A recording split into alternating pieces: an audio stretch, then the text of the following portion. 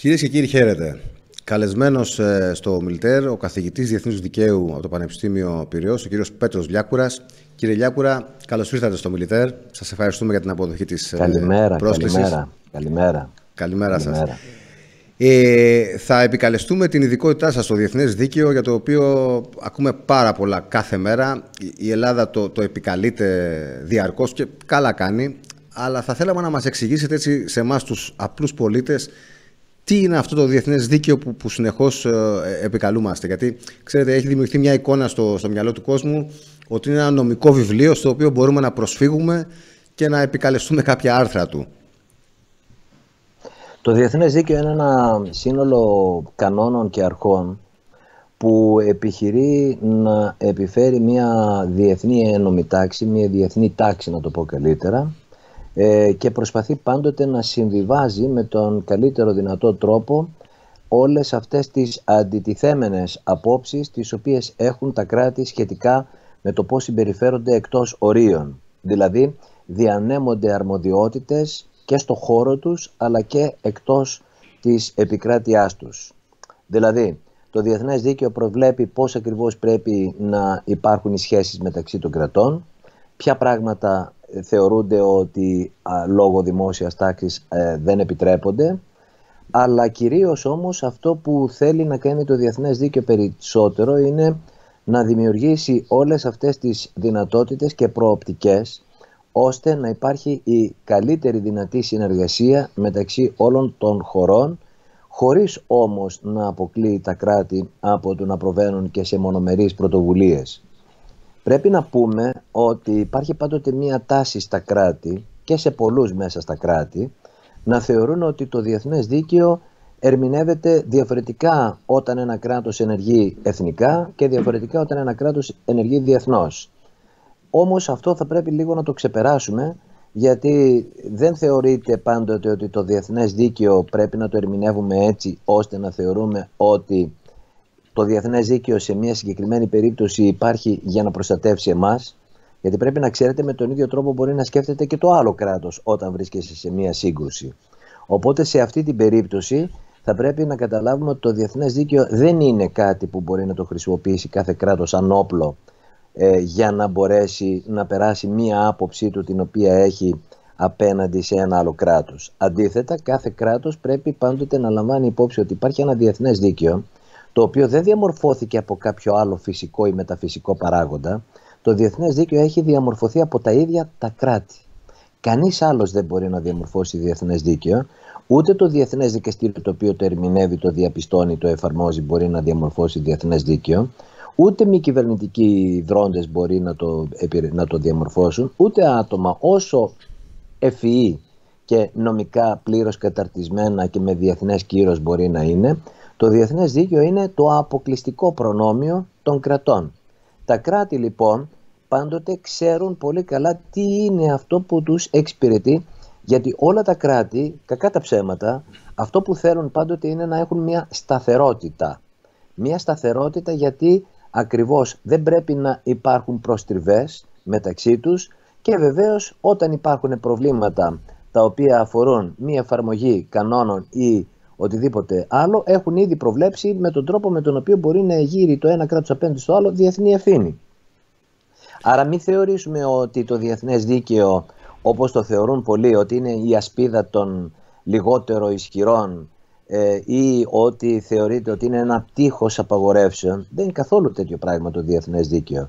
Και πρέπει να σας πω και το εξής, ότι υπάρχει ένα διεθνές δίκαιο το οποίο είναι κείμενο, δηλαδή υπάρχει σε κείμενα. Υπάρχει όμως ένα διεθνές δίκαιο το οποίο εφαρμόζεται και διαμορφώνεται καθημερινά. Δηλαδή καθημερινά, αν κανένας παρατηρήσει το πόσα επεισόδια, όχι επεισόδια θερμά όπως τα αντιλαμβανόμαστε εμείς, απλά μικρά γεγονότα τα οποία τα λαμβάνει υπόψη το ένα άλλο κράτος, το οποίο το βλέπετε ότι έρχεται και αντιδρά. Και λέει συμφωνώ με αυτό, διαφωνώ με αυτό. Αυτά όλα αν τα βάλει κανείς κάτω, που υπάρχουν πάρα πολλοί τέτοιοι σε διάφορα ξένα κράτη, όπου παρακολουθούν όλα αυτά τα μικρά επεισόδια και βλέπουν τις απαντήσεις και λένε «Α, ωραία, βλέπετε εδώ τώρα δημιουργείται ένα είδος καινούριο», το οποίο καινούριο είδος είναι ότι εδώ κάτι έχει κάνει με πρωτοβουλία ένα κράτος και τα υπόλοιπα κράτη βγήκανε και το υποστήριξαν. Άρα θεωρείται ότι εδώ υπάρχει ένα διεθνές δίκαιο. Αυτά είναι πολλά. Παραδείγματος χάρη, ακόμη και όταν θα δείτε αυτά τα οποία πραγματικά πολλές φορές η ίδια η Τουρκία κάνει τώρα, παραδείγματος χάρη με το τουρκολιβικό μνημόνιο, το οποίο πιστεύω ότι θα έρθουμε και σε αυτό, γιατί θέλει πολύ μεγάλη προσοχή και ανάλυση κυρίως, αλλά και προτάσεις. Ξέρετε, πρέπει να κάνουμε προτάσεις στρατηγικής προς αυτή τη χώρα. Όλοι πρέπει να συνεισφέρουμε στη χώρα, γιατί όλοι ωφελούμαστε από το γεγονός ότι είμαστε πολίτες μιας χώρας πολλαπλώς. Άρα σε αυτή την περίπτωση πρέπει να ξέρουμε, παραδείγματος χάρη τώρα, όταν βγαίνει παραδείγματος χάρη ένα μνημόνιο ή πάει να δημιουργήσει κάτι εντελώς παρανόμως η Τουρκία, αν δεν υπήρχε κανενός είδους αντίδραση, όχι από την Ελλάδα μόνο, αλλά και από όλα τα υπόλοιπα κράτη, τότε θεωρείται ότι ναι, πράγματι θα μπορούσε η Τουρκία να νομιμοποιείται για μια τέτοια κίνηση. Αυτό όμως τι θα σήμαινε? Ότι αλυσιδωτά σε οποιοδήποτε άλλο μέρος του πλανήτη αυτό θα μπορούσε να χρησιμοποιηθεί ως προηγούμενο για να κάνουν και άλλα κράτη το ίδιο. Είναι διατεθειμένη η διεθνής κοινότητα, δηλαδή τα υπόλοιπα κράτη, να βλέπουν τέτοια φαινόμενα να ισχύουν παντού? Όχι. Άρα τι πρέπει να κάνουν? Πρέπει να αντιδράσουν. Και αντιδρούν. Άρα βλέπετε ότι δεν είναι απλά, γιατί πολλές φορές ακούω από διάφορους που λένε ότι ξέρετε πού είναι το διεθνές δίκαιο, πού είναι το διεθνές δίκαιο. Το διεθνές δίκαιο υπάρχει. Το διεθνές δίκαιο όμως για να μπορέσει να εφαρμοστεί πρέπει να το εφαρμόσουν τα κράτη. Αν τα κράτη δεν το εφαρμόζουν, πράγματι δεν υπάρχει το διεθνές δίκαιο, το αντιλαμβανόμαστε. Έτσι. Αν μας διαφεύγει, κύριε Λιάκουρα, το γεγονός, ή θέλουμε να μας διαφεύγει, όπως είπατε, το διεθνές δίκαιο διαμορφώνεται. Και όπως έχει δείξει η πραγματικότητα, διαμορφώνεται κυρίως από τους ισχυρούς. Ένα παράδειγμα είναι αυτό που αναφέρατε, το τουρκολιβικό σύμφωνο, το οποίο μας απασχολεί το τελευταίο διάστημα εδώ στην Ελλάδα. Αντιδράσαμε στην αρχή λίγο, θα έλεγα, υποτιμητικά, ότι δεν παράγει κανένα αποτέλεσμα, ότι είναι παράνομο. Συμφωνείτε με αυτή την άποψη και αυτή την αντιμετώπιση που έχουμε? Να πω το εξής, ότι ναι, πράγματι το διεθνές δίκαιο διαμορφώνεται από τους ισχυρούς, γιατί ξέρετε και οι ισχυροί έχουν μεγαλύτερη πάντοτε διεθνή παρουσία. Δηλαδή ένα μικρό κράτος δεν νομίζω ότι πολύ ενδιαφέρεται για το τι συμβαίνει διεθνώς, να παρέμβει ή να κάνει οτιδήποτε. Και γι' αυτό ακριβώς και πάρα πολλά κράτη είναι αυτοί οι οποίοι είναι δέκτες του διεθνούς δικαίου και δέκτες πάντοτε της διαμόρφωσης των υπολείπων και απλώς το επικαλούνται.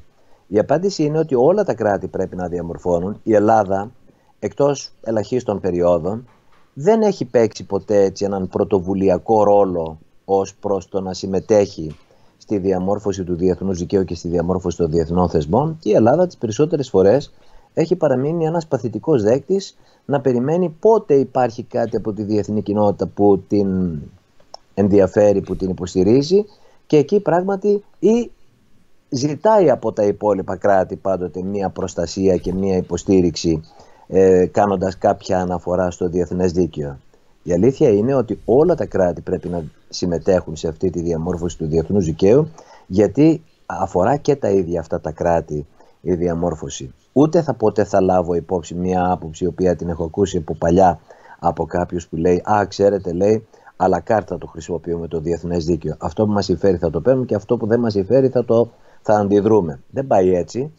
Το διεθνές δίκαιο θα πρέπει πάντοτε κατά τη διαμόρφωσή του, και γι' αυτό ακριβώς πρέπει να έχουμε σε όλα τα διεθνή όργανα, εννοώ και τον ΟΗΕ και οπουδήποτε αλλού μπορούμε να φανταστούμε ότι διαμορφώνει το διεθνές δίκαιο, πρέπει να είμαστε πρωτοβουλιακοί, πρέπει να είμαστε ενεργητικοί. Διότι αν δεν έχουμε ενεργητική εξωτερική πολιτική, μετά μην παραπονούμαστε ότι υπάρχουν κανόνες τους οποίους εμείς ή δεν μπορούμε να εφαρμόσουμε ή οτιδήποτε, διότι θα έρθει ο καθένας για να σου πει τότε που διαμορφωνόταν ο κανόνας, πού ήσουν εσύ.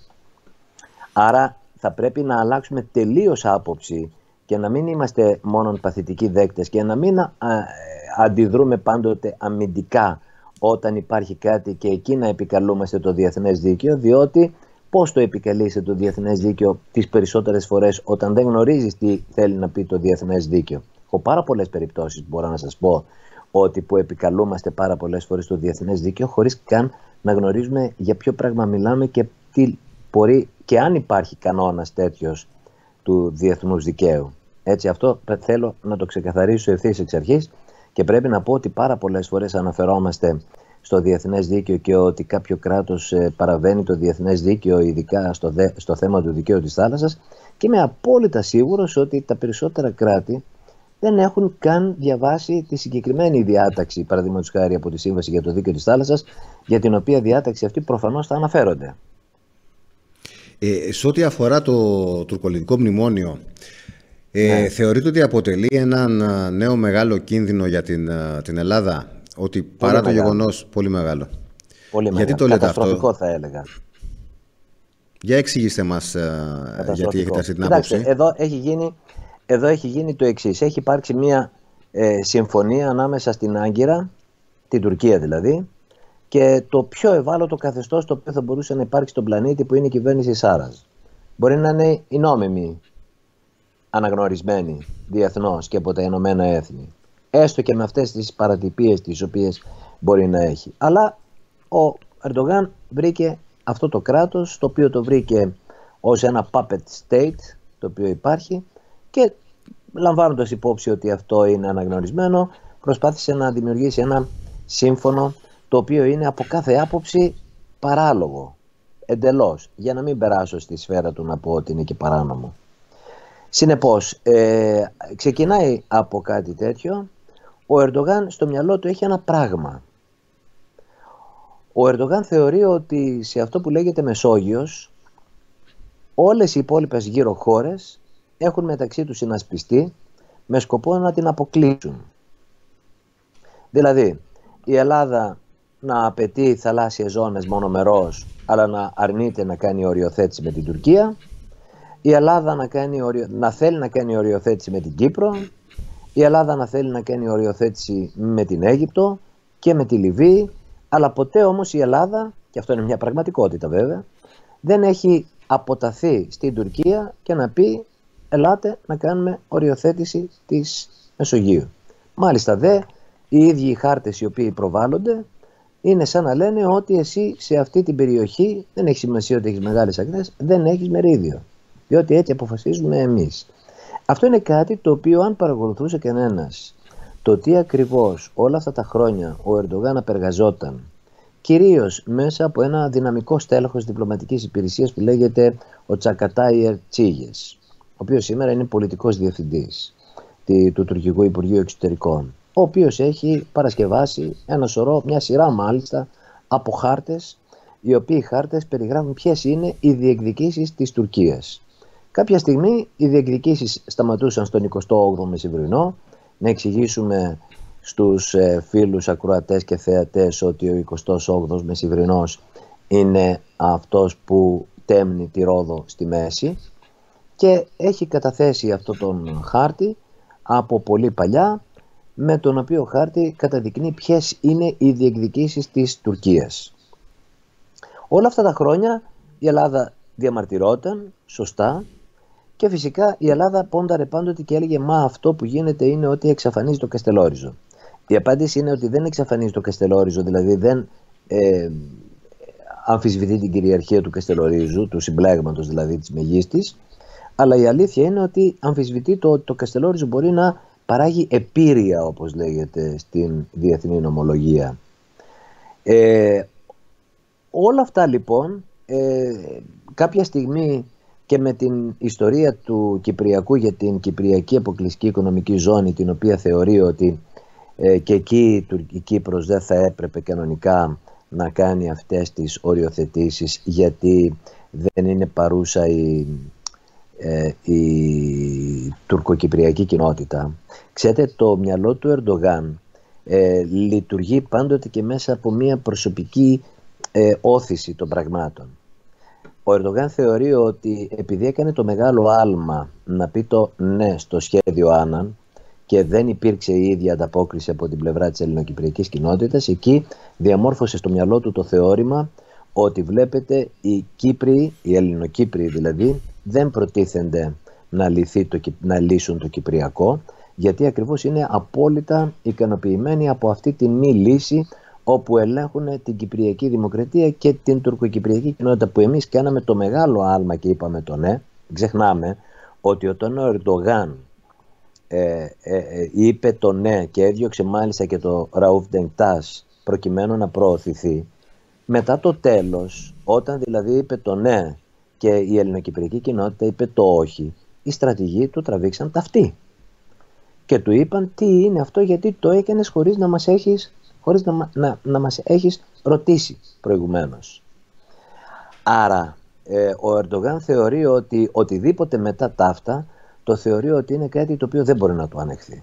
Και αυτό το δείχνει με κάθε τρόπο και όλη η ιστορία της αμφισβήτησης της ΑΟΣ, της Κυπριακής ΑΟΣ, γίνεται γύρω από όλη αυτή την ιστορία, την οποία σας λέω πώς ακριβώς το έχει ο ίδιος φτιάξει στο μυαλό του ως θεώρημα. Και δεν πρόκειται να μετακινηθεί από αυτό. Βλέπει λοιπόν ότι η Κυπριακή Δημοκρατία μετά, που στην ουσία δεν ήταν μετά αλλά ήταν πριν, γιατί η συμφωνία οριοθέτηση με την Αίγυπτο έγινε το 2003, το δημοψήφισμα με το όχι έγινε το 2004, αλλά με κάποια καθυστέρηση αντέδρασε λέγοντας ότι αυτή η οριοθέτηση της Κύπρου με την Αίγυπτο είναι παράνομη. Που βεβαίως στην ουσία δεν είναι παράνομη, γιατί εφόσον έχει η κυβέρνηση της Λευκωσίας εκπροσωπεί όλη την Κυπριακή Δημοκρατία, το σύνολο της Κύπρου, εννοείται ότι είναι η μόνη αρμόδια να συνάπτει συμφωνίες, και άρα οι συμφωνίες είναι απόλυτα έγκυρες. Από αυτό δεν υπάρχει καμία αμφιβολία. Συνεπώς, από εκεί και έπειτα λοιπόν παρακολουθεί ότι ανάλογες κινήσεις έρχονται και από την πλευρά της Ελλάδος, όπου η Ελλάδα καθυστέρησε πάρα πολύ, πρέπει να σας ομολογήσω, να σκεφτεί ότι δικαιώματα δεν έχει μόνο στο Αιγαίο. Ξέφυγε δε από αυτό το φετίχ το μεγάλο ότι τα πάντα είναι Αιγαίο και κατάλαβε ότι εκτός από το Αιγαίο η Ελλάδα μπορεί να διεκδικήσει και στη Μεσόγειο. Και ξέρετε, μου κάνει μεγάλη εντύπωση ότι το να πεις ότι τα νησιά αυτά είναι στη Μεσόγειο και όχι στο Αιγαίο, νομίζουν ορισμένοι ότι χάνουμε τα νησιά. Ενώ η άποψη είναι τελείως εσφαλμένη, διότι ίσα ίσα με τα νησιά αυτά στη Μεσόγειο σημαίνει ότι έχουμε δικαιώματα και σε άλλη θάλασσα εκτός από το Αιγαίο. Αυτό όμως ορισμένοι το έχουν δει εντελώς λάθος, γιατί ακριβώς δεν μπορούν να σκεφτούν. Έχουμε το δόγμα του δεν διεκδικούμε τίποτα, κύριε Λιάκουρα, το οποίο μάλλον γι' αυτό. Αυτό πάλι. Ναι, και αυτό. Λοιπόν, άρα στην περίπτωση λοιπόν αυτή, ο Ερντογάν έφτιαξε, όπως είπαμε, το θεώρημα και σου λέει αυτοί όλοι προσπαθούν να μας αποκλείσουν. Γι' αυτό ακριβώς όταν τελείωσε την ιστορία με το τουρκολιβικό μνημόνιο, σε μια συνέντευξη του Ερντογάν, πρέπει να ήταν πολύ αρχές του Ιανουαρίου αν θυμάμαι καλά, που είπε, ξέρετε, οι Έλληνες και οι Ελληνοκύπροι θεώρησαν ότι θα μπορούσαν να μας αποκλείσουν, αλλά εμείς τους τη φέραμε. Νομίζω ότι εκεί στεγάζεται όλο αυτό το σκεπτικό το οποίο είχε η Τουρκία, δηλαδή ο Ερντογάν, απέναντι σε όλο αυτό. Γιατί έκανε το μνημόνιο? Το μνημόνιο είναι ξεκάθαρη η σκέψη μου γύρω από όλο αυτό. Το έκανε μόνο για ένα λόγο. Για να μπορέσει να αποκλείσει την Ελλάδα από το να διεκδικεί θαλάσσιες ζώνες στην Ανατολική Μεσόγειο. Είμαι απόλυτα σαφής πάνω σε αυτό και είμαι απόλυτα πεπισμένος ότι αυτός είναι ο βασικός λόγος για τον οποίο το έχει κάνει. Είναι περισσότερο στρατηγικό η στρατηγική επιλογή την οποία κάνει και πολύ λιγότερο οτιδήποτε άλλο. Τώρα, το σύμφωνο αυτό είναι παντελώς αβάσιμο από κάθε άποψη και είναι και παντελώς αβάσιμη η οριοθέτηση. Γιατί? Διότι η Τουρκία πρέπει να οριοθετήσει. Αυτό είναι αλήθεια. Πρέπει δεν να σας πω, επειδή ξεκίνησα προηγουμένως να μιλάω για τους χάρτες του Ερτσίγες, ότι ο Ερτσίγες πάντοτε σταματούσε στον 28ο Μεσημβρινό. Ήξερε ότι δυτικά του 28ου Μεσημβρινού δεν έχει τη δυνατότητα η Τουρκία να διεκδικήσει οτιδήποτε άλλο, γιατί πέφτουν τα νησιά. Και τα νησιά βεβαίως είναι εντελώς σε μια κατάσταση αντικείμενων ακτών με τις ακτές της Αιγύπτου. Συνεπώς, οτιδήποτε έκανε σταματούσε πάντοτε στον 28ο Μεσημβρινό. Έρχεται λοιπόν το 2018 ο Ακάρ, ο οποίος Ακάρ είναι αυτός που προσπαθεί να αναστήσει τη φήμη του στρατού, που έχει τρωθεί λόγω του πραξικοπήματος του 16. Καταφέρνει πείθει τον Ερντογάν και μάλιστα τον πείθει σε τέτοιο βαθμό που ο Ερντογάν αναγκάζεται, γιατί τον πιέζει προς αυτό και ο Τσαβούσογλου, να διώξει τον πιο έμπιστο και ίσως τον καλύτερο διπλωμάτη της τελευταίας 20ετίας που θα μπορούσε να έχει η Τουρκία, που λέγεται Συνιρλίογλου, και τον στέλνει στα Ηνωμένα Έθνη. Πολύ σπουδαία θέση, αλλά μακριά από το Υπουργείο Εξωτερικών. Με αποτέλεσμα αρχίζει πλέον ο Ακάρ και πείθει τους πάντες ότι, κοιτάξτε, οι διπλωμάτες τα φέρνουν από εδώ, τα φέρνουν από εκεί, βρίσκουν πάντοτε λύσεις που ικανοποιούν και τους άλλους. Εμείς δεν τα δεχόμαστε αυτή, εμείς θα πάμε για τη μεγάλη πατρίδα. Αυτή που έλεγε ο Ερντογάν κάποια στιγμή, τα σύνορα της καρδιάς μας. Και έτσι λοιπόν, κάποια στιγμή το Νοέμβριο του 2018, ο Ακάρ εμφανίζει έναν χάρτη, μια υποτιθέμενη συμφωνία με τη Λιβύη, η οποία βεβαίως είναι ένα καμπανάκι ότι θα γίνει αυτό το πράγμα. Και όχι απλώς θα γίνει, αλλά ότι θα αναγκαστεί το Υπουργείο Εξωτερικών, ακόμη και αν έχει διαφορετική άποψη, να πιστεί, γιατί είναι μέσα στα ωφέλη, αν θέλετε, της Τουρκίας. Και έτσι λοιπόν, σιγά σιγά, αν παρακολουθούσαμε σωστά, εγώ τα παρακολουθούσα τότε βέβαια και τώρα τα παρακολουθώ μέσα όλη αυτή τη διαδικασία η οποία γίνεται με τις επιστολές που κατέθεταν οι Τούρκοι στα Ηνωμένα Έθνη, ήταν ότι για πρώτη φορά, λέει, ενώ οι προηγούμενες επιστολές έλεγαν ότι μέχρι τον 28ο Μεσημβρινό αυτές είναι οι διεκδικήσεις μας στην Ανατολική Μεσόγειο, στην επιστολή του Μαρτίου του 2019 για πρώτη φορά λέει ότι οι διεκδικήσεις μας είναι εκεί και οι υπόλοιπες διεκδικήσεις μας θα είναι το αποτέλεσμα οριοθέτησης με τα υπόλοιπα κράτη της περιοχής. Εκεί πιστεύω ότι πρέπει να ήταν και ένα μικρό άνοιγμα προς την Ελλάδα, αν θέλει να κάνουμε διαπραγματεύσεις ή οτιδήποτε. Δεν λήφθηκε το μήνυμα έτσι. Θεωρήθηκε ότι για ακόμη μία φορά ότι η Τουρκία προσπαθεί να εξαφανίσει το Καστελόριζο, το οποίο είναι και αλήθεια βέβαια, εννοώντας από άποψη υφαλοκρηπίδας. Και βεβαίως δεν έγινε καμία κίνηση ως προς αυτό. Απαντήθηκε βεβαίως η επιστολή λέγοντας ότι εμείς έχουμε εκεί πέρα διεκδικήσεις, υφαλοκρηπίδες κτλ. Και φυσικά μετά έρχεται η ιστορία με το Φατίχ.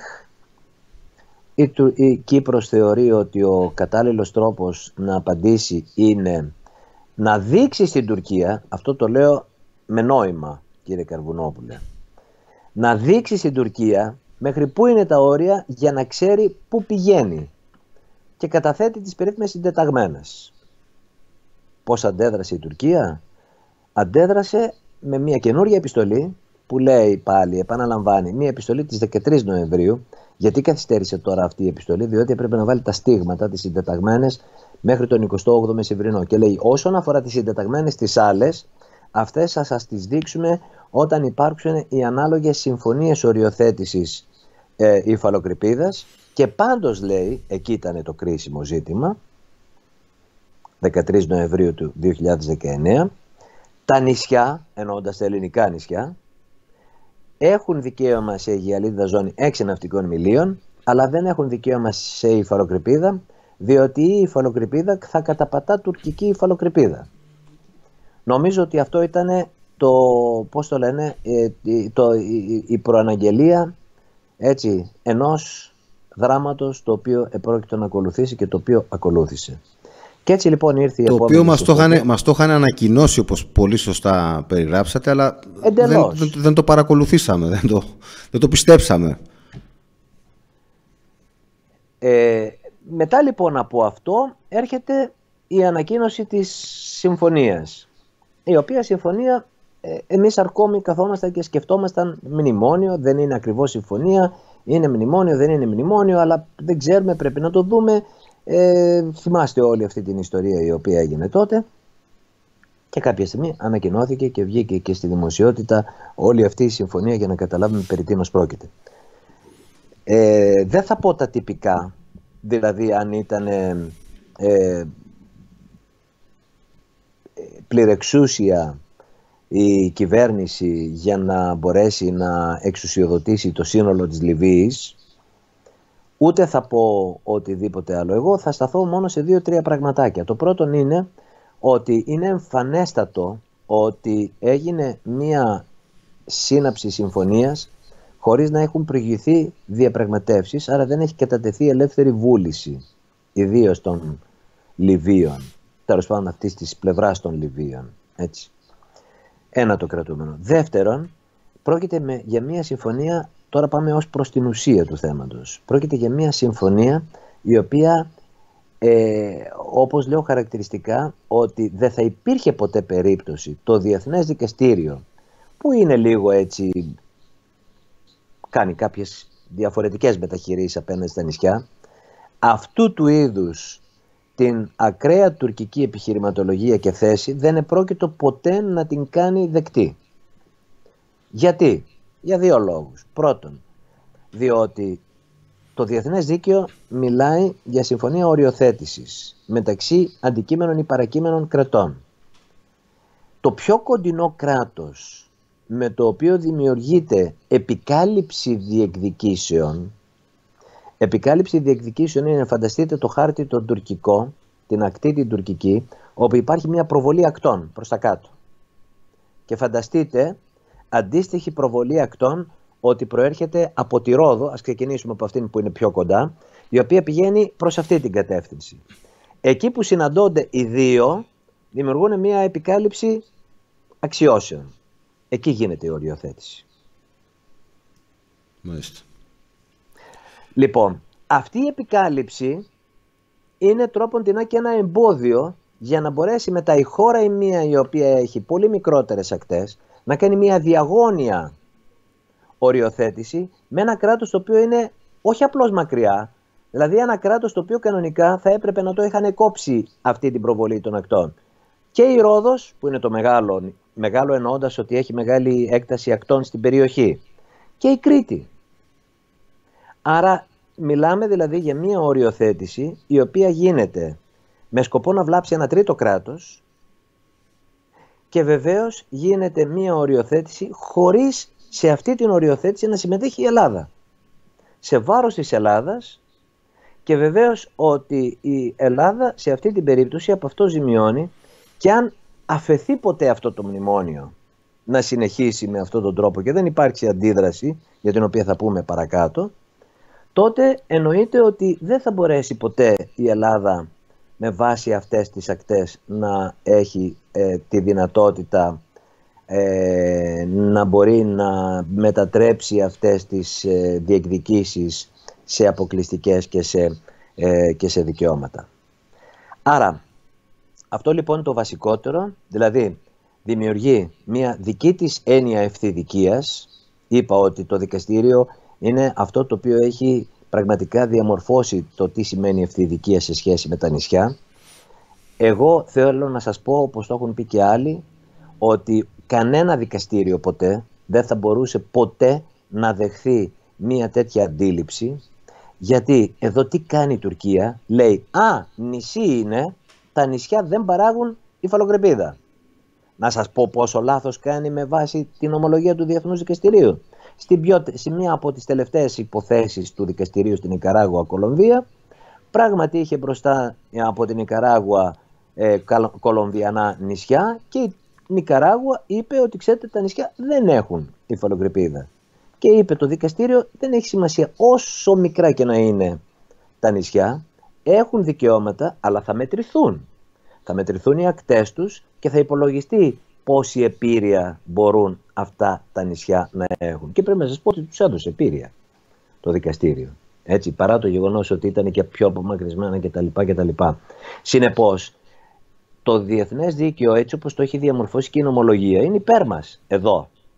Και μπορώ με μεγάλη βεβαιότητα να πω ότι είναι παράνομη από αυτή την άποψη η οριοθέτηση την οποία κάνει η Τουρκία, και η οποία δεν μπορεί να επιβάλλει έτσι αυθαίρετα την ευθυδικία χωρίς να έχει οποιαδήποτε έστω παρατήρηση, συγκατάθεση, οτιδήποτε από την πλευρά της Ελλάδος. Και έτσι λοιπόν καταλήγουμε να έχουμε... Ναι, ολοκληρώστε γιατί θα σας ρωτήσω μετά. Και έτσι λοιπόν καταλήγουμε να έχουμε ένα μνημόνιο, το οποίο μνημόνιο, σας είπα, είναι καταστροφικό για την Ελλάδα και δεν πρέπει να μείνει έτσι. Επειδή εδώ στην Ελλάδα έχει διαμορφωθεί η πεποίθηση ότι μπορεί αυτό το μνημόνιο να μην ισχύσει αν τα πράγματα πάνε όπως επιθυμούμε, δηλαδή να επικρατήσουν οι δυνάμεις του Χάφταρ κτλ. Πιστεύετε ότι είναι τόσο απλά τα πράγματα, τόσο εύκολα στο να καταπέσει αυτό το μνημόνιο? Να πούμε κατά πρώτον, κύριε Καρβουνόπουλε, ότι αυτή η συμφωνία, πρώτα απ' όλα η Ελλάδα έχει διαμαρτυρηθεί. Και έχει διαμαρτυρηθεί διότι έχει πει ότι σε αυτή την περιοχή έχω διεκδικήσεις. Πρώτον, μια συμφωνία ισχύει. Αυτή η συμφωνία ισχύει. Αλλά ισχύει μόνο μεταξύ των δύο μερών. Δεν μπορεί να παραγάγει κανένα ένομο αποτέλεσμα απέναντι στην Ελλάδα. Ειδικά δε από τη στιγμή που η Ελλάδα ως η εύλογη διεκδικήτρια της περιοχής από άποψη κυριαρχικών δικαιωμάτων, από τη στιγμή που έχει διαμαρτυρηθεί ότι έχω εγώ εκεί διεκδικήσεις, η συμφωνία αυτή δεν μπορεί να παράγει ένομο αποτέλεσμα έναντι οποιοδήποτε κράτους. Αυτό έχει πολύ μεγάλη σημασία. Δηλαδή, υπάρχει ένα άρθρο στη Σύμβαση της Βιέννης για το Δίκαιο των Συνθηκών που λέει ότι οι συνθήκες ισχύουν μόνο μεταξύ των μερών και δεν επεκτείνονται σε τρίτα κράτη. Τρίτο κράτος είναι η Ελλάδα, εκτός αν υπάρχει ρητή συγκατάθεση του κράτους αυτού. Που δεν υπάρχει ρητή συγκατάθεση, εννοείται έτσι. Συνεπώς, αν υπάρχει αυτό το ζήτημα, εννοείται ότι δεν μπορεί να ισχύσει απέναντι στην Ελλάδα. Δεν είναι αντιτάξιμη έναντι της Ελλάδος. Που σημαίνει πάρα πολύ απλά, και το έχω γράψει κιόλας και το έχω τονίσει σε κάθε περίπτωση, ότι εννοείται ότι η Ελλάδα θα συνεχίσει να διεκδικεί την περιοχή αυτή και βεβαίως να κάνει οριοθετήσεις με την Αίγυπτο. Δεν υπάρχει δηλαδή, δεν είναι κάτι που την δεσμεύει. Δεν υπάρχει κάτι τέτοιο. Αυτό λοιπόν το πρώτο πράγμα, το οποίο πρέπει να το ξέρουμε, ότι δεν δημιουργεί κανένα ένομο αποτέλεσμα, ούτε μπορεί κάποια στιγμή, γιατί σας είπα ότι δεν μπορεί να ισχύσει εναντί οποιοδήποτε άλλου κράτους. Διότι πολλές από τις συμφωνίες για τις οποίες δεν έχει υπάρξει διαμαρτυρία, αυτές οι συμφωνίες δημιουργούν αυτό που θα λέγαμε μια αντικειμενική κατάσταση. Δηλαδή ακόμη και για τρίτα κράτη, μπορεί να μην δεσμεύονται τρίτα κράτη, αλλά θα θεωρήσουν ότι εκεί υπάρχει οριοθέτηση, δεν την ακουμπάμε. Από τη στιγμή λοιπόν που υπάρχει αυτού του είδους η διαμαρτυρία, και σωστά έγινε διαμαρτυρία, θεωρείται ότι κανένα τρίτο κράτος δεν μπορεί να το εκλάβει ότι αυτό το μνημόνιο, αυτή η οριοθέτηση είναι μια αντικειμενική κατάσταση και για τα ίδια αυτά τα κράτη. Άρα από αυτή την άποψη νομίζω ότι τα πράγματα είναι ξεκάθαρα. Τώρα, όσον αφορά το ίδιο το μνημόνιο είναι συμφωνία. Να μην γελιόμαστε. Και διέπεται κανονικότατα από το δίκαιο των συνθηκών. Και είναι σε ισχύ. Γιατί είναι σε ισχύ? Διότι έτσι αποφάσισαν τα μέρη ότι από τη στιγμή που γίνει η ανταλλαγή των οργάνων επικύρωσης θα τεθεί σε ισχύ. Δημιουργήθηκε κάποια στιγμή η ελπίδα ότι μπορεί και κάλλιστα να μην το πρωτοκολλήσει ο Οργανισμός Ηνωμένων Εθνών. Πρέπει να σας πω ότι δεν υπάρχει κάτι που να ανατρέπει το γεγονός της πρωτοκόλλησης την πορεία μιας ισχύως, μιας συμφωνίας. Η πρωτοκόλληση είναι ένα εντελώς τυπικό γεγονός, όπου τα Ηνωμένα Έθνη θα πρωτοκολλήσουν, είναι δεσμία αρμοδιότητα, δεν θα ελέγξει την νομιμότητα παρά μόνον αν πρόκειται, παραδείγματος χάρη, να προέρχεται από μια οντότητα την οποία το Συμβούλιο Ασφαλείας έχει κηρύξει ότι είναι άκυρη και ανυπόστατη, όπως έγινε με την αυτοαποκαλούμενη συμφωνία εκείνη την οποία έκανε η Τουρκία με την τουρκική δημοκρατία, με την αυτοαποκαλούμενη, δηλαδή τα κατεχόμενα.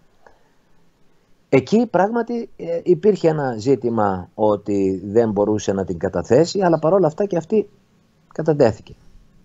Άρα η πρωτοκόλληση δεν είναι ότι τότε γεννάει τη συμφωνία, ούτε επίσης αυτό που λέγαμε, ωραία, μπορεί να πρωτοκολλήθηκε αλλά τουλάχιστον να μην δημοσιευθεί. Μα η δημοσίευση είναι επίσης δεσμία αρμοδιότητα και πρέπει να το κάνει ο Οργανισμός Ηνωμένων Εθνών. Και επειδή πρόκειται για μια συμφωνία η οποία έχει όρια. Αυτά τα όρια πρέπει να κατατεθούν στον DOALOS, δηλαδή στο Division of Ocean and Law of the Sea Affairs.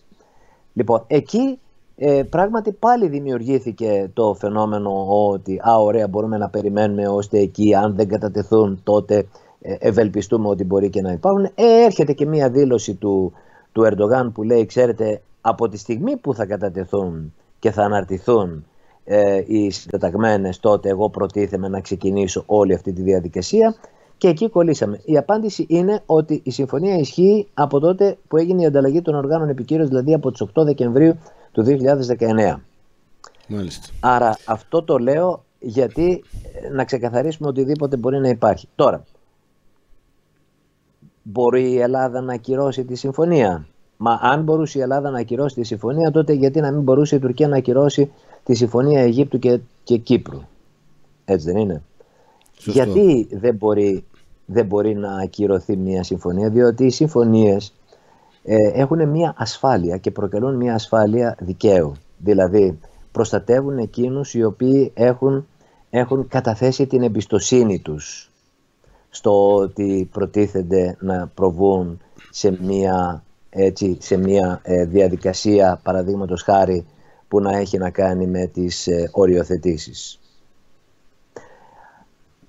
Ποιος μπορεί να την ακυρώσει τη συμφωνία αυτή? Μόνον τα συμβαλόμενα μέρη.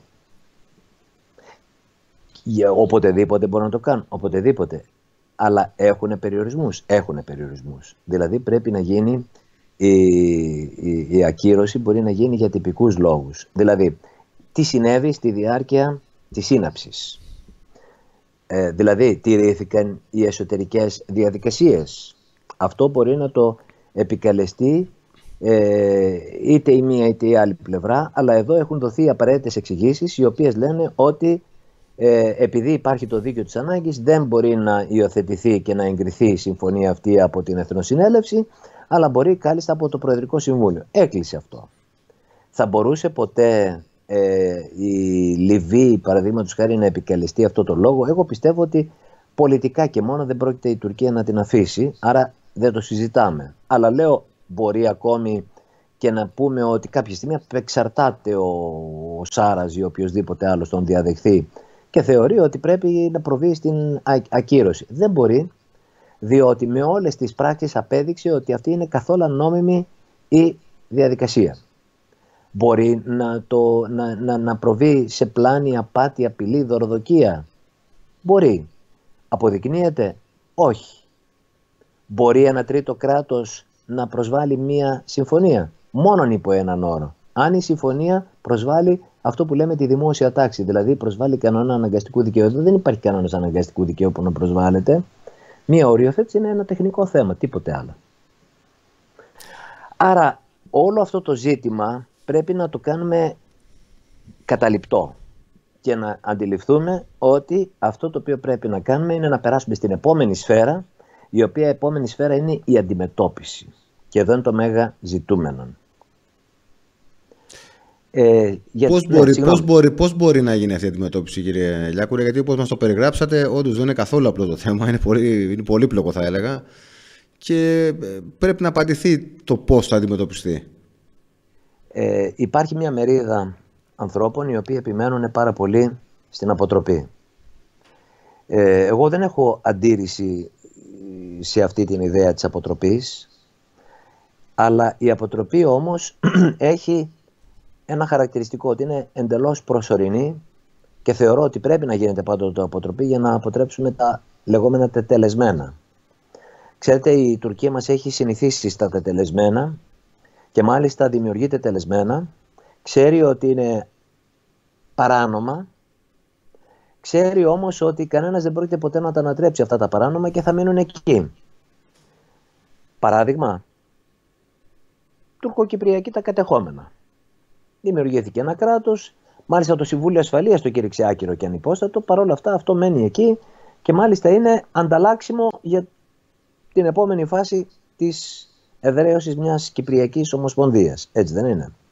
Αυτό το γνωρίζει πάρα πολύ καλά η Τουρκία, όπως γνωρίζει πάρα πολύ καλά ότι φτιάξετε τελεσμένα στη Βόρεια Συρία, κάποια στιγμή και οι υπόλοιποι θα καταλάβουν ότι καλό είναι να έχουμε όλοι από λίγα τετελεσμένα. Φτιάξτε τετελεσμένα στο βόρειο Ιράκ, κάποια στιγμή. Έτσι πηγαίνει πάντοτε η Τουρκία. Δημιουργεί δηλαδή πραγματικότητες οι οποίες είναι de facto αλλά παράνομες, αλλά ξέρει όμως ότι αντέχουν στον χρόνο και την ικανοποιούν. Άρα εκεί πράγματι πιστεύω ότι η αποτροπή μπορεί και πρέπει να αντιμετωπίσει μια τέτοια κατάσταση, να μην δημιουργηθούν τετελεσμένα πρωτίστως. Στην κατάσταση όμως τώρα που είμαστε, θεωρώ ότι η αποτροπή έχει και λίγο και αυτή τα όρια της. Και το δε άλλο το οποίο υπάρχει με την αποτροπή δεν λύνει το πρόβλημα. Το πρόβλημα θα υπάρχει εκεί. Άρα κύριε Καρβουνόπουλε, τι πιστεύετε εσείς, ότι θα πρέπει γενιές γενεών να κάθονται με τη σκανδάλη στο χέρι πάντοτε να αντιμετωπίσουμε μια τέτοια κατάσταση η οποία υπάρχει, ή να προχωρήσουμε σε κάτι άλλο, γιατί περισσότερος κόσμος θεωρεί ότι δεν πρέπει να λύνονται νομικά αυτά τα ζητήματα. Και εγώ συμφωνώ. Θεωρώ ότι πάντοτε οι πολιτικές λύσεις είναι οι καλύτερες. Αλλά όμως πολιτικές λύσεις οι οποίες να δημιουργούν μια ασφάλεια. Και μια ασφάλεια πρέπει να σκεφτούμε, είναι ένα πρώτο ζήτημα το οποίο το έχω σκεφτεί όπως το έχουν σκεφτεί και άλλοι και το μεταφέρουμε οπωσδήποτε, είναι ότι πάση θυσία πρέπει η Ελλάδα να κάνει αυτή την περίφημη οριοθέτηση με την Αίγυπτο. Και στο παρελθόν οι Αιγύπτιοι έχουν προσφύγει, πολύ παρελθόν, πολύ, μιλάω για σχεδόν περισσότερο από δεκαετία. Έχουν προτείνει προς την Ελλάδα μία οριοθέτηση, η οποία επειδή ακριβώς δεν ήταν πλήρης, δεν έγινε και τόσο πολύ καλά δεκτή από ελληνικής πλευράς. Τα τελευταία χρόνια έγιναν καλύτερες προσεγγίσεις με την Αίγυπτο, αλλά εγώ αυτό το οποίο πιστεύω είναι ότι πρέπει να γίνει μία οριοθέτηση.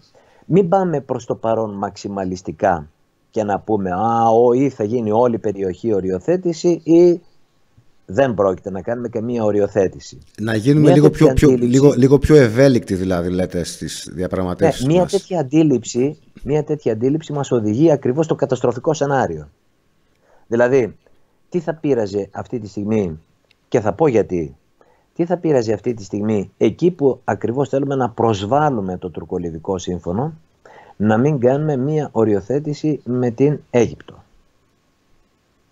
Γιατί το λέω αυτό? Διότι μετά τον 28ο μεσημβρινό δεν μπορεί να αποφύγει ούτε η Αίγυπτος ούτε εμείς του να μην συμμετέχει και η Τουρκία σε μια τέτοια οριοθέτηση. Άρα να είμαστε ειλικρινείς και σαφείς. Λέω ότι η Τουρκία μέχρι τον 28ο μέχρι πρότινος θεωρούσε ότι μέχρι εκεί είναι οι διεκδικήσεις της, την υπόλοιπη την περιοχή την άφηνε. Δεν έγινε αντικείμενο, πώς το λένε, να έχει ολοκληρωθεί όλο αυτό το έργο, και έρχεται λοιπόν μια συμφωνία τώρα η οποία σου περιορίζει αυτή την περιοχή. Αλλά αυτή η συμφωνία πρέπει να γίνει με την Αίγυπτο, γιατί με την Αίγυπτο είναι το πιο αποτελεσματικό μέσο ακριβώς να πατήσει πάνω στη συμφωνία αυτή. Σας είπα, δεν μας δεσμεύει η συμφωνία, άρα αφού δεν μας δεσμεύει η συμφωνία, αυτό το οποίο μπορούμε να κάνουμε είναι εμείς να πατήσουμε πάνω στη συμφωνία και να δημιουργήσουμε δικά μας δικαιώματα. Έτσι. Μάλιστα. Άρα, γιατί επιμένω τόσο πολύ σε αυτή τη συμφωνία, και η οποία να είναι η πρώτη προτεραιότητα? Τα υπόλοιπα αργότερα. Δεν σημαίνει ότι παρετούμαστε προς Θεού. Αυτή τη στιγμή λοιπόν, ποιο είναι το πρόβλημα? Εμείς αυτή τη στιγμή υπάρχει, ξέρετε, μια διάκριση στο δίκαιο της θάλασσας ανάμεσα σε αυτό που λέμε entitlement, δηλαδή διεκδίκηση, και σε αυτό που λέγεται right, που είναι το δικαίωμα. Το δικαίωμα δημιουργείται από τη στιγμή που δεν το αμφισβητεί κανένας άλλος. Ο τρόπος για να μην αμφισβητηθεί αυτό το δικαίωμα και να εδραιωθεί και με ασφάλεια ότι είναι δικό σου, είναι μέσα από συμφωνίες με τα κράτη με τα οποία συνορεύεις. Ποιο είναι το πρόβλημα στην περιοχή? Ότι μπορεί η Ελλάδα να διεκδικήσει όλη την περιοχή αυτή από τα νησιά μέχρι και την Αίγυπτο. Ξέρετε, η απόσταση δεν ξεπερνάει τα 200 ναυτικά μίλια ή είναι κάπου εκεί. Που σημαίνει ότι και η μία χώρα και η άλλη χώρα δεν μπορούν να εξαντλήσουν το όριο των 200 ναυτικών μιλίων, και άρα όλη η περιοχή από πάνω μέχρι κάτω είναι περιοχή επικαλυπτόμενων διεκδικήσεων. Έτσι δεν είναι? Άρα εκεί πρέπει να γίνει, όπως είπαμε και πριν, οριοθέτηση. Από τη στιγμή που γίνει η οριοθέτηση και το ένα κράτος αναγνωρίσει του άλλου κράτους το δικαίωμα, δεν υπάρχει δηλαδή αμφισβήτηση, Εκεί εδραιώνεται με απόλυτη ασφάλεια το δικαίωμα του καθενός κράτους και κυρίως το δικαίωμα το δικό μας. Το οποίο στο μεγαλύτερο μέρος, μπορώ να σας πω με βάση έτσι ορισμένους υπολογισμούς που έχω κάνει, περίπου καλύπτει το 85 με 90% του τουρκολιβικού συμφώνου. Στην περιοχή δηλαδή που το ενδιαφέρει. Άρα αυτός λοιπόν είναι ένας πολύ σημαντικός τρόπος, γιατί δημιουργείται δικαίωμα. Και θα μου πείτε, ωραία, και τι έγινε και επειδή δημιουργήθηκε δικαίωμα? Σας πω κάτι πάρα πολύ απλό. Όταν αύριο μεθαύριο βγει το ερευνητικό σκάφος, η Ελλάδα με βάση αυτό το δικαίωμα έχει πολύ ισχυρό όπλο στα χέρια της να μπορέσει να σταματήσει το πλοίο, γιατί δεν θα του πει ότι ξέρεις έχω και εκεί δικαιώματα που στην ουσία είναι διεκδικήσεις, θα πει έχω δικαιώματα βάσει συμφωνίας. Και γιατί το λέω ότι αυτό υπάρχει μια ανισομέρεια? Διότι η Τουρκία θα προβάλλει προς παντού ότι έχει δικαιώματα και το ξέρει η Ελλάδα, και εν τούτης έρχεται τα δικαιώματά μου να προσβάλλει. Αυτά θέλουν προσοχή. Έχουν υπάρξει δικαστικές αποφάσεις, εννοώ του διαιτητικών του δικαίου της θάλασσας και άλλων διαιτησιών που έχουν υπάρξει, που αυτά τα έχουν ξεκαθαρίσει και θέλουν λίγο προσοχή. Όχι ότι αμφισβητούμε τις διεκδικήσεις μας, ούτε ότι εμείς αν δούμε δεν θα βγει μπροστά το καράβι να σταματήσει. Αλλά γιατί να μην προχωρήσουμε με απόλυτη στήριξη στην νομιμότητα, η οποία δεν θα αμφισβητηθεί ούτε καν από την Τουρκία, αν βγούμε αύριο μεθαύριο και σταματήσουμε ένα οποιοδήποτε καράβι, γιατί μπορεί να υπάρξει μια εμπλοκή. Καταλάβατε? Κατάλαβα, και θέλω να μου εξηγήσετε το εξής, γιατί από όσα είπατε βγαίνει και ένα ερώτημα σε σχέση με αυτό που αναφέρατε για τη διαφωνία Νικαράγουας, Κολομβίας και για τα νησιά στα οποία αναγνωρίστηκε με υφαλοκρηπίδα, αλλά τους είπε το δικαστήριο ότι θα μετρήσουμε τις ακτές και θα δούμε ποια είναι η επίρρεια. Γιατί το ρωτάω αυτό και γιατί μου κάνει εντύπωση? Επειδή γίνεται πολλή κουβέντα και στην Ελλάδα για το αν θα πρέπει να πάμε στη Χάγη, άλλοι λένε πρέπει, άλλοι δεν πρέπει. Όλοι μας όμως, και ενώ οι μέσοι πολίτες που δεν έχουμε τις γνώσεις σας, έχουμε σχεδόν τη βεβαιότητα ή την πεποίθηση ότι αν πάμε σε ένα δικαστήριο είναι δεδομένο ότι, ας πούμε, για την υπόθεση του Καστελόριζου θα δικαιωθούμε στο 100%. Υπάρχει το ενδεχόμενο, ο κίνδυνος, πείτε το όπως θέλετε, να έχουμε μια απόφαση σαν και αυτή που περιγράψατε μεταξύ Νικαράγουας και Κολομβίας, δηλαδή ότι ναι, έχουν τα νησιά υφαλοκρηπίδα, αυτό μας το λένε όλοι, δεν το αμφισβητεί κανένας, εκτός από την Τουρκία βεβαίως, αλλά υπάρχει και μια επίρρεια, δεν σημαίνει ότι θα κερδίσουμε στο 100%. Υπάρχει αυτός ο κίνδυνος? Ο κίνδυνος... Το λέω κίνδυνο, συγγνώμη, επειδή στην ελληνική κοινή γνώμη έχει διαμορφωθεί η άποψη του όλα μας ανήκουν 100%, γι' αυτό ρωτάω. Δεν είναι κακό το δικαστήριο και πρέπει να σας πω ότι, και το λέω πολύ ευθέως αυτό, γιατί λέμε πολλές φορές ότι παραβαίνει το διεθνές δίκαιο, το δίκαιο της θάλασσας κτλ. Αν διαβάσει κάποιος το δίκαιο της θάλασσας τις συγκεκριμένες διατάξεις περί οριοθέτησης, πείτε μου εσείς τι θα καταλάβετε αν εγώ σας πω ότι η σύμβαση στα αυτά τα δύο άρθρα, και για την υφαλοκρηπίδα και την ΟΟΣ για την οριοθέτηση, λέει ότι η οριοθέτηση ενεργείται με συμφωνία με βάση τους κανόνες του άρθρου 33 του χάρτη, που είναι τα μέσα ειρηνικής επίλυσης, δηλαδή η διαπραγμάτευση, και με στόχο την επίτευξη ενός δίκαιου αποτελέσματος. Εσείς τι καταλαβαίνετε από αυτό, ότι πώς γίνεται η οριοθέτηση? Ναι. Έτσι, πρώτο. Δεύτερο, το τι θέλει να πει ο ποιητής εκεί το έχει ξεκαθαρίσει το δικαστήριο. Έτσι. Το οποίο έχει διαμορφώσει όλη αυτή την νομολογία, που στην ουσία η νομολογία είναι ο κανόνας της οριοθέτησης. Αυτό όμως δεν σημαίνει ότι δύο κράτη δεν μπορούν να πάνε σε μια διαφορετική οριοθέτηση. Γιατί η οριοθέτηση με τη διαπραγμάτευση, εγώ είμαι σαφέστατα υπέρ της διαπραγμάτευσης, γιατί στη διαπραγμάτευση μπορείς να πετύχεις πολύ καλύτερα πράγματα από ότι να παραπέμψεις μια υπόθεση σε ένα τρίτο όργανο, το οποίο θα κρίνει και με βάση την ομολογία του κυρίως, αλλά και με βάση του ποιος έχει τα πιο πιστικά επιχειρήματα και τα πιο αν θέλετε, και τα πιο έτσι στέρεα επιχειρήματα για να μπορέσει να πιστεί το δικαστήριο. Δεν έχει υπάρξει δηλαδή μια αντίστοιχη περίπτωση σαν αυτή του Καστελόριζου που να έχει εξετάσει το Διεθνές Δικαστήριο, εκτός από μια περίπτωση που ήταν ένα διαιτητικό όργανο που εξέτασε το αν έχουν επίρρεια και πόση επίρρεια μπορεί να έχουν, που έδωσε κάποια επίρρεια, πρέπει να πω, στα νησιά Σερ Πιέρε Μικελόν, που είναι γαλλικά νησιά που είναι κολλημένα στις ακτές του Καναδά. Δεν έχουμε δηλαδή άλλη τέτοια περίπτωση. Και ακούγονται και δεξιά και αριστερά που λένε ότι το νησί που βρίσκεται λέει στη λάθος πλευρά ή και οτιδήποτε άλλο. Αυτά κανένας δεν μπορεί δεν μπορούμε να τα προκαταλάβουμε. Αλλά ότι θα μπορούσαν να είναι διαφορετικά τα πράγματα και να ξεκινήσουμε πάντοτε στη διαπραγμάτευση, μην προδικάζουμε ότι θα πάμε από την αρχή στο Διεθνές Δικαστήριο. Εγώ θα έλεγα το εξής, ότι πριν πάει κανείς στο Διεθνές Δικαστήριο πρέπει να έχει εξ ολοκλήρου εξαντλήσει όλο αυτό το πράγμα που λέγεται διαπραγμάτευση. Γιατί πρέπει να γίνει αυτό? Διότι η διαπραγμάτευση θα είναι αυτό που θα εκφράσει την ελεύθερη βούληση των συμβαλωμένων. Δηλαδή να βγει κάτι στο οποίο να έχουν γίνει οι απαραίτητες, αν θέλετε, συμβιβαστικές προτάσεις, και τα κράτη πρέπει το ένα απέναντι στο άλλο να του εξηγήσει γιατί εγώ δεν μπορώ να γυρίσω πίσω με μια συμφωνία η οποία να μην δίνει σε αυτό το νησί αυτό το οποίο πρέπει. Αυτά τα πράγματα λέγονται, ξέρετε, στις διαπραγματεύσεις. Οι άνθρωποι δηλαδή μεταξύ τους όταν επικοινωνούν είναι απόλυτα λογικά όντα.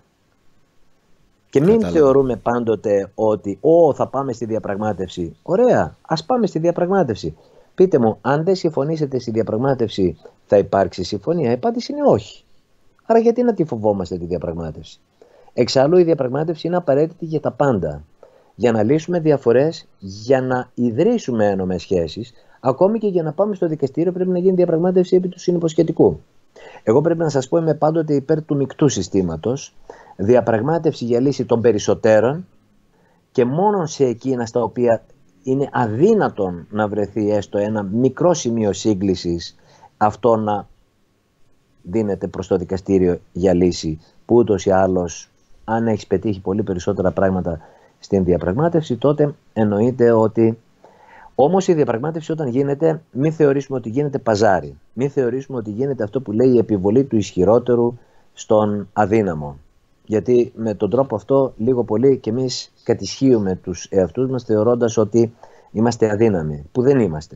Η διαπραγμάτευση είναι πολύ μεγάλο όπλο και μόνο όταν κάποιος κάνει διαπραγμάτευση και καταλάβει τι σημαίνει πείθο τον counterpart, της άλλης πλευράς, τον εκπρόσωπο, τότε θα καταλάβει κανένας πόσο μεγάλη αξία έχει αυτό το επικοινωνιακό παιχνίδι, το οποίο προσπαθείς να πείσεις τον άλλον γύρω από ορισμένα θέματα και πάνω απ' όλα να του ξυπνήσεις συμφέροντα τα οποία μπορεί να προκύπτουν από μια τέτοια συμφωνία, τα οποία μπορεί να μην τα είχε ποτέ από τα πριν σκεφτεί. Είναι πολύ μεγάλο αυτό που θα λέγαμε mind game, όλη αυτή η ιστορία της διαπραγμάτευσης, και είναι κάτι το οποίο πρέπει κανονικά τα κράτη να το έχουν στα χέρια τους μέχρι την τελευταία στιγμή. Που σημαίνει ότι όταν πάει στο δικαστήριο σημαίνει ότι απέτυχαν να βρουν λύσεις σε ορισμένα ζητήματα. Και μάλιστα είμαι της άποψης ότι ακόμη και αν τα κράτη αποφασίσουν ότι ξέρετε να συντάξουμε ένα συνυποσχετικό, να παραπέμψουμε τα υπόλοιπα θέματα που δεν βρήκαμε μία λύση τη διαφορά στο δικαστήριο, ακόμη και στη σύνταξη του συνυποσχετικού, ξέρετε τι είναι η σύνταξη του συνυποσχετικού? Κάνουμε μία ανταλλαγή απόψεων για το ποιο θα είναι το ερώτημα που θα υποβάλουμε από κοινού στο δικαστήριο. Παίρνει πολύ χρόνο, πρέπει να σας πω, όλη αυτή η υπόθεση, δηλαδή του να συνταχθεί το συνυποσχετικό. Μέσα σε όλο αυτό το διάστημα μπορεί κάλλιστα τα μέρη, όταν έρχονται όλο και πιο κοντά στο να στείλουν, μπορεί και ορισμένα θέματα τα οποία να μην έχουν προηγουμένως λυθεί στη διαπραγμάτευση, μπορεί να τα λύνουν μέχρι και εκείνη τη στιγμή. Άρα θέλω να πω δηλαδή ότι η διαπραγμάτευση είναι πραγματικά κάτι που είναι πάρα πολύ καλό, το οποίο μέχρι τελευταία στιγμή κανένας μπορεί να τα βγάζει από την ύλη του ερωτήματος που θα πάει στο δικαστήριο. Και άρα δεν μπορούμε να θεωρήσουμε στο δικαστήριο θα πάνε τα πάντα. Πώς θα πάνε τα πάντα στο δικαστήριο? Και μάλιστα όταν το συνυποσχετικό, ξέρετε, είναι μια κανονικότατη συμφωνία. που ως κανονικότατη συμφωνία θα πρέπει να υπογραφεί και να επικυρωθεί από τη Βουλή. Αν δεν επικυρωθεί από τη Βουλή, δεν υπάρχει συμφωνία. Άρα αν μια κυβέρνηση δεν κάνει την τέλεια συμφωνία για παραπομπή, δεν πρόκειται να την επικυρώσει η Βουλή. Άρα πρέπει, καταλαβαίνετε, δεν είναι τόσο απλά τα πράγματα το να τα πούμε έτσι γενικά και αόριστα, όσο πηγαίνουμε στη μεγάλη λεπτομέρεια προκειμένου να φτάσουμε στην άλλη άκρη. Κύριε Λιάκουρα, ας κρατήσουμε από την κουβέντα ότι πρέπει να γίνουμε πιο ενεργητικοί, όπως είπατε, να λάβουμε περισσότερες πρωτοβουλίες διπλωματικές, να μην είμαστε τόσο παθητικοί, και ας ελπίσουμε ότι παρά τα δυσμενή μηνύματα που έρχονται από παντού το τελευταίο διάστημα, ότι υπάρχει ακόμα πολύς χώρος για την διπλωματία ώστε να επιληθούν όλα αυτά τα θέματα που, όπως με μεγάλη σαφήνεια μας εξηγήσατε, είναι πολύπλοκα και δεν είναι τόσο απλά όσο το αντιμετωπίζουμε κάποιες φορές εμείς δημοσιογράφοι. Σας ευχαριστώ πάρα πολύ για τη συνέντευξη. Και χρειάζεται πάρα πολύ στρατηγική. Ναι, η οποία είναι αλήθεια ότι μας λείπει. Και στα πολιτικά. Έτσι. Να είστε καλά, κύριε Λιάκουρα. Ευχαριστώ εγώ. Ευχαριστώ πολύ. Ευχαριστώ.